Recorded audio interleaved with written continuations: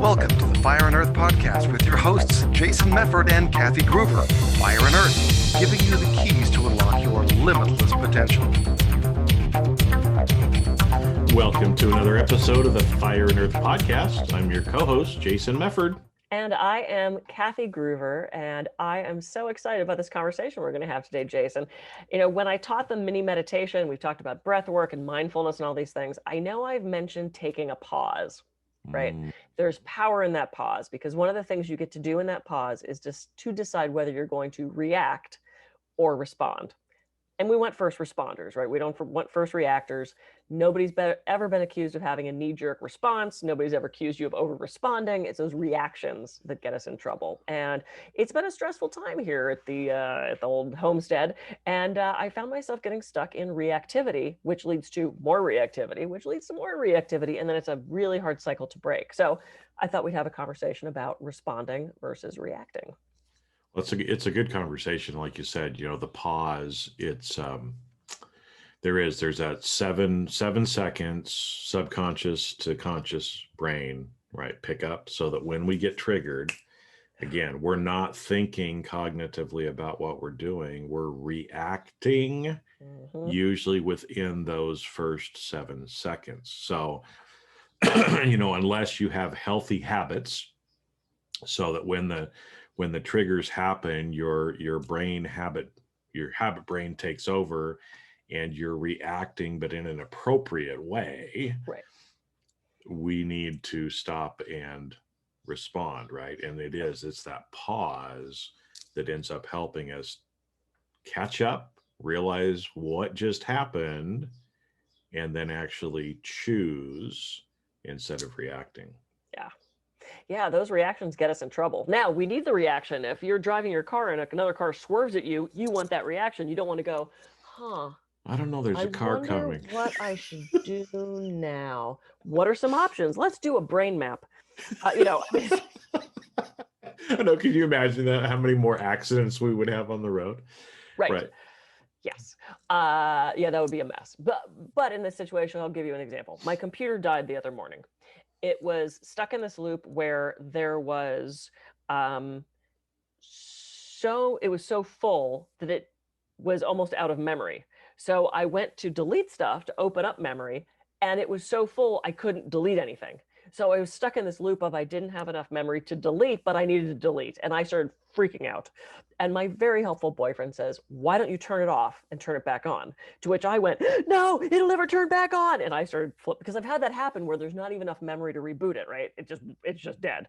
And I was so afraid to turn it off. I take it to the Mac place. The guy says, you know, the first thing I did to fix it was I turned it off. I turned it off. I was like, motherfucker. Now, that reaction was, one, I've already had a stressful week, so my stress level had risen. I didn't have my memory was full too. So I didn't have the capability to make a rational decision from there. And it was based on a previous experience that I've had where the computer didn't turn back on. Now, regardless, they could have gotten it back on had I just paused for a moment. I was already rushed that morning. Had I paused for just a moment and went, yeah, that's a good idea. Let's reboot it and see what happens. I wouldn't have wasted $195 at the Mac store, you know? So it is about taking that pause and actually thinking through. I was not in a place to do that, and it caused a little bit of chaos. Well, and it's interesting because you bring that up, and I actually, you know, one of the group coaching calls I just had in one of my programs, we were talking about resiliency, you know, which again is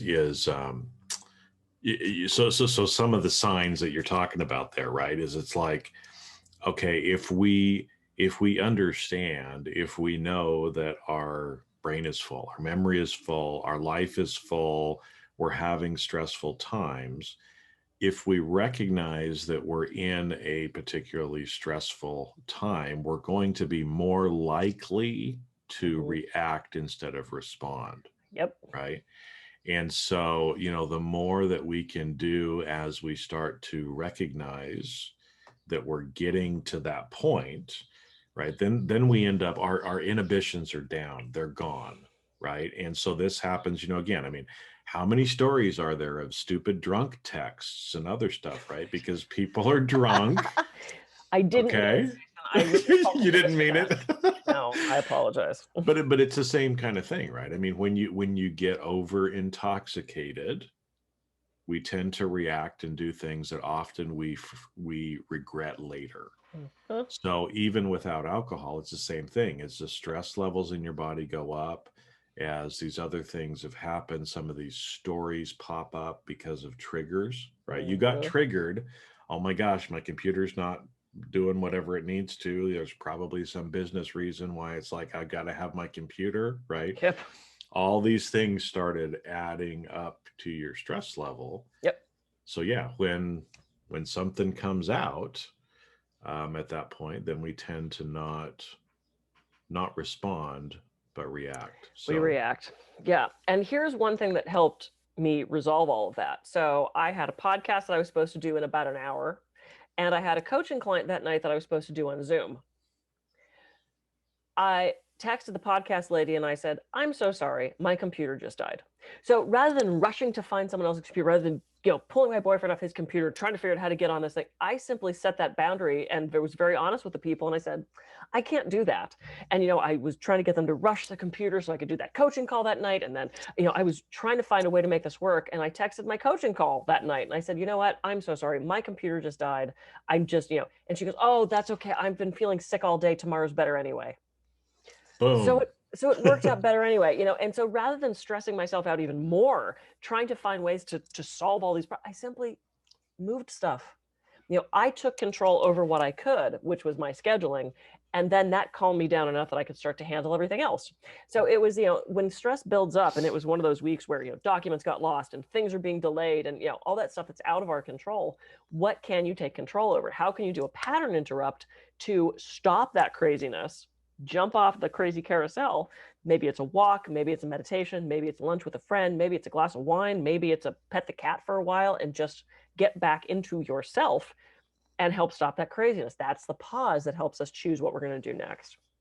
Well, and what's interesting too is because taking that pause is important not only to reduce our stress levels, slow our brain down, right? That's one reason for doing it.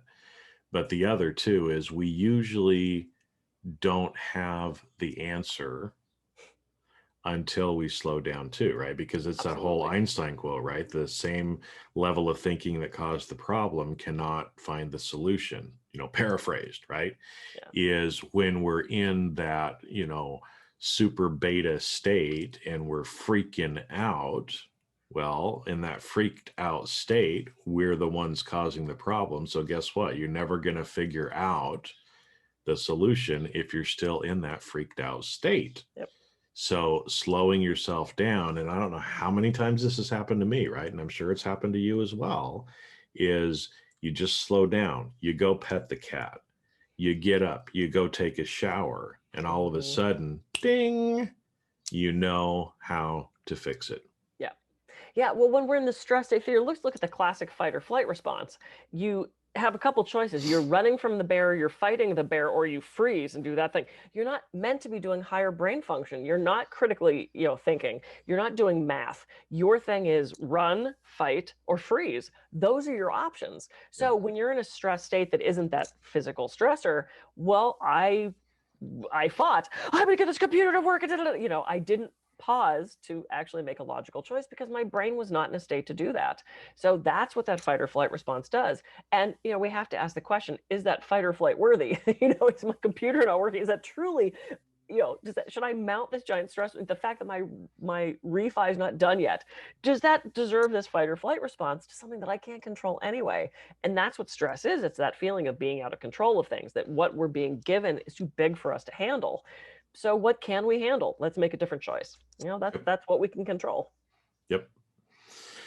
Yeah, great points. And again, how do we do this? Well, we just are kind of telling you here, right? So go back, rewind, we'll go through them again, right? But when you recognize it, take a pause. Yep. Because again, most of the time, like you said, Kathy, if we're in a car and we're driving and we're about to get in an accident, that's when we want our body to just take over. Yep. Okay. If there's some physical threat to us, we want our body to take over. We want to react. But 99% of what we go through every single day is not those kinds of things. Yeah. So yeah, pet the cat or the dog if you have a dog, right? Get up, walk outside, go stand in the grass, ground yourself, breathe, lots of different things that you can end up doing just to pattern interrupt and kind of slow yourself back down so you can think clearly again and then actually respond instead of reacting. Yep. And set those boundaries. If you are seriously in such a state that you can't do that thing that you said you'd do, tell the person that and just rearrange it. The woman that I was doing the podcast with was not mad at me that my computer did. She's like, oh, we've all been there. Not a problem. Let me know when you can come back. The coaching client, it actually worked out better for her that we moved it to the following day. And I was, doing that. Oh, I can't cancel on you. She's new. And it worked out better.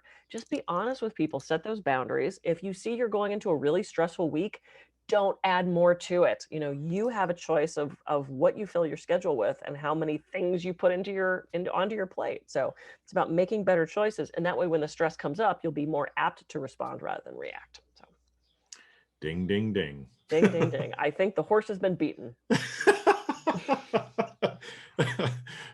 No animals were harmed in the making of this podcast. Except for Alistair, who might have been chucked outside. But he brought it upon himself by scratching or biting you, right? So he did not respond. He reacted. Oh, cats. All right. So there we go. So everybody, I hope you have a stress-free day. I'm definitely more calm, so that's good. Mm-hmm. All right. I'm Kathy Gruver. I can be reached at kathygruver.com. And I'm Jason Mefford. I can be reached at jasonmefford.com. So relax, chillax, and make sure, I don't know, I just made shellac. We're doing shellac. We're doing woodworking too. Oh, it's relaxing, sure. It's relaxing. I think it's shellac. Shellac. Oh, there we go. Chillax. Chillax. Unscripted, everyone. And unedited. So, all right. Well, with that, go out, be a little bit more cognizant. If you're feeling stressed, relax so that you're responding instead of reacting. And catch us on the next episode of the Fire and Earth podcast. See ya. See ya.